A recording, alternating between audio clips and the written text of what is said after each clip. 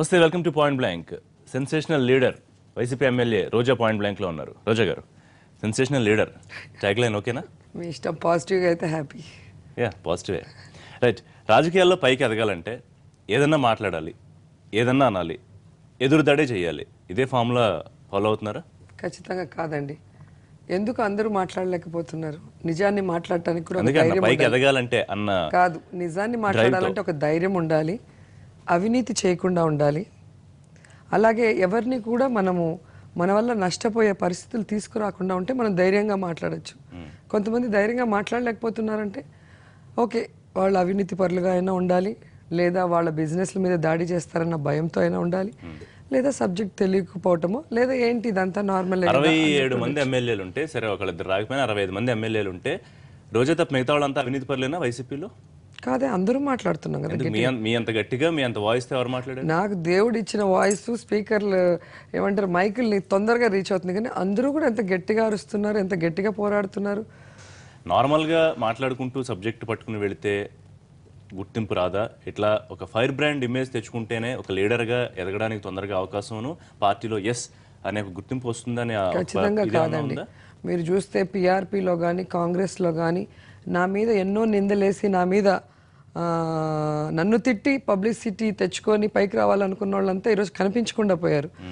ఉత్త ఎవరినో తిడితే అంతా రాదండి. సమస్యల మీద పోరాడాలి, గ్రౌండ్ లెవెల్లో రోడ్డు మీదకి వచ్చి ప్రజల కోసం పోరాడుతూ మనని ఎవరైనా పర్సనల్గా ఏం చేసినప్పుడు దానికి కూడా భయపడకుండా మనం నిలబడగలిగినప్పుడే అది ఫైర్ బ్రాండ్ అనేది వస్తుంది. సరే, మీరు ముందు ఏదైతే అంశాలు లేవనెత్తారో, దేని గురించి ఫైట్ జరిగింది అనేది పక్కన పెడితే, చివరికి వచ్చేపాటికి రోజా చుట్టూ ఇష్యూ తిరగడం అనేది ప్రధానంగా మారిపోయింది. సో మేము క్లిప్పింగ్స్ చూసాము, ఏం జరిగింది అనేది క్లిప్పింగ్స్ ద్వారా మాకు తెలుస్తుంది. కానీ ఏం జరిగింది అంతకు ముందు, అంటే మీరు అలా రియాక్ట్ అవ్వడానికి కానీ ఏం జరిగిందని కేవలం మీరు మాత్రమే చెప్పే అవకాశం ఉంది. ఈ రోజు మీ స్టూడియోకి రావడానికి కారణం కూడా నేను అదే అందరికీ తెలియజేయాల్సిన అవసరం కూడా ఉంది. ఎందుకంటే ఇప్పటి వరకు మీరు చూస్తే చంద్రబాబు నాయుడు ప్రశ్నించిన వాళ్ళని ఒక్కొక్కరిని టార్గెట్ చేసి ఎలా మట్టు పెట్టిస్తున్నాడు. అది రోజా అయినా అంటే మీరు ఇక్కడ ఏ అర్థంలో పదం వాడారు అంటే వాళ్ళని తొక్కేస్తాడు కాళ్ళ కిందేసి, ఇంకా వాళ్ళు లేని పరిస్థితి చేయాలన్న ప్రయత్నం.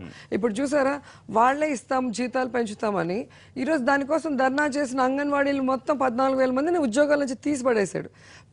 పెంచాను అని చెప్పినవాడు ఎందుకు తీసేయాల్సిన అవసరం ఏముంది? దాంట్లో వాళ్ళు ఫెయిల్యూర్ అయ్యారు. సో ఇంక దొరికింది ఏంటి? మొత్తం 55 మందిని సస్పెండ్ చేసి ఎవరినైతే బయటపడేశారో ఆ సస్పెండ్ అయిన తర్వాత అందరూ కింద కూర్చొని స్లోగన్స్ ఇచ్చాం. చంద్రబాబు నాయుడు గారి గురించి ఏమైతే కామ సీఎం కానీ, కాల్మనీ సీఎం కానీ, సెక్స్ రాకెట్ సీఎం కానీ ఏదన్నా అవన్నీ కూడా సస్పెండ్ అయిన తర్వాత అందరూ కింద కూర్చున్నాం. ఆ తర్వాత మార్షల్స్ వచ్చారు. అండ్ ఆఫ్ రికార్డ్ ఏదైతే మైక్లో ఆన్ రికార్డ్ కాకుండా ఆఫ్ రికార్డ్ స్పీకర్ దగ్గర నించొని, సార్ వీళ్ళు మమ్మల్ని తిడుతున్నారు పర్సనల్గా, ముఖ్యమంత్రి గారు ఉండి తిట్టిస్తున్నారు, మీరు ఉండగా ఇలా చేస్తున్నారని ఆఫ్ రికార్డ్లో మా కష్టాలు చెప్పుకున్నవి ఈరోజు బయటకి రిలీజ్ చేసి వాళ్ళు మమ్మల్ని బ్యాట్ చేయాలనుకుంటున్నారు. దానికన్నా నీచంగా వాళ్ళు మాట్లాడారు. అవి ఎందుకు బయటకు రాలేదు అంటున్నాను నేను. ఎవరు ఊరికే అనరు. ఇప్పుడు మీకు నాకు గొడవ లేదు, మీరు నన్ను తిట్టాలన్నా కొట్టాలన్నా ఈ పక్క నేను ఏదన్నా మిమ్మల్ని అంటేనే. సో ఒక సైడ్ కరెక్ట్ కాదనేది అందరూ మాట్లాడినప్పుడు నన్ను 1 year సస్పెండ్ చేసినప్పుడు కనీసం మీ అసెంబ్లీ స్పీకర్ ప్రాపర్టీని దొంగలించిన కాలవ శ్రీనివాస్ ని ఎందుకు సస్పెండ్ చేయలేదు? ఎందుకు యాక్షన్ తీసుకోలేదు? నా దగ్గర లేదు, మీ దగ్గర లేదు. నా దగ్గర కాదు, వాళ్ళు చేయాలి. డెఫినెట్ గా మీ తరపు నుంచి ఖచ్చితంగా మీడియా కూడా మీడియా అసెంబ్లీ విజువల్స్ ని దొంగతనం చేసి సోషల్ మీడియాలో పంపించి ఏవైతే సోషల్ మీడియాలో వచ్చినాయో 4 రోజుల తర్వాత అవే వచ్చాయి ఇక్కడికి. ఫెయిర్ ఎనఫ్ రోజా గారు, మీరు మహిళా సాధికారత కోసం మాట్లాడతారు, మహిళల హక్కుల కోసం రాజకీయాల్లోకి వచ్చారు, వాళ్ళకి ప్రతినిధిగా ఉన్న మీరు మరొక మహిళ గురించి అలా చీప్ గా అట్లాంటి మాటలు మాట్లాడడం కరెక్ట్ అని సమర్థించుకుంటున్నారు? నేను చీప్ గా మాట్లాడలేదు. అక్కడ అనితని నేను చూసి, అనిత నువ్వు ఇలాగా నువ్వు అలాగా నేను మాట్లాడలేదు. అనిత గారి పోనీ ఇంకొక మహిళ గురించి మీరు అన్న మాటల్లో నేను ఏం మాట్లాడానో మీరు చూసుకోండి.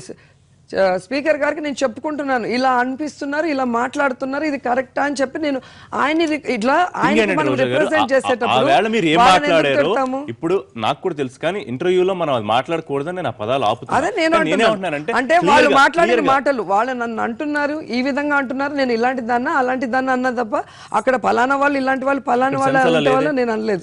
ఇన్ని రోజులుగా నాకు లేని చెడ్డ పేరు, ఇంత ఎమోషనల్ లో కూడా నేను మాట వదలని దాన్ని ఈ రోజు వదిలాను అంటే ఆ సైడ్ నుంచి నా మీద గానీ నా క్యారెక్టర్ మీద గానీ వాళ్ళు ఏ విధంగా బురద వేస్తుంటారో అది నేను చెప్పుకొని నా పేరు వాడెవడో చెప్పింది ఎవరు ఈనంది మళ్ళీ నేను చెప్పుకొని నా పేరు పోగొట్టుకొని నేను అనుకోవట్లేదు.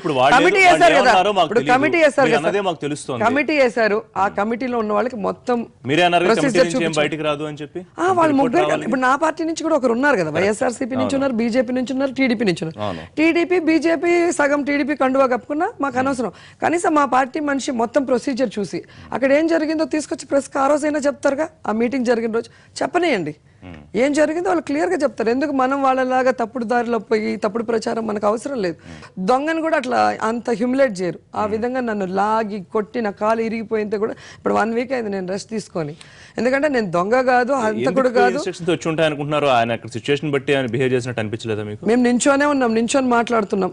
మన ప్రెస్ వాళ్ళందరినీ అడగండి. నించోని నేను మాట్లాడుతుంటే రాకూడదు అన్నారు. నేను కారు దిగగానే అంతలోపల ఎమ్మెల్యేలు వచ్చి అదేంటండి నిన్న మొన్న సస్పెండ్ అయిన ప్రసాద్ రెడ్డి గారు కానీ దాడిశెట్టి రాజా 2 days ఇక్కడే ఉన్నారు, గాంధీ స్టాచ్యూ ముందర జగన్ గారు చేసిన ధర్నాలో పాల్గొన్నారు. అంతకుముందు తెలంగాణ అసెంబ్లీ జరిగేటప్పుడు రేవంత్ సస్పెండ్ అయినా మాతో వచ్చి కూర్చొని టిఫిన్ చేసేవాడు, మాట్లాడేవాడు. ఎవరికి లేనిది ఏంటి రోజా కొత్తగా అంటే నాకు తెలుసు సార్, లోపల నుంచి ఆర్డర్స్ సార్, మీరు వెళ్ళి లోపల చెప్పుకోండి, వాళ్ళు నాకు పర్మిషన్ ఇస్తే లోపలికి పంపిస్తాను, అంతవరకు మేడంని మేము ఏమన్నామన్నారు.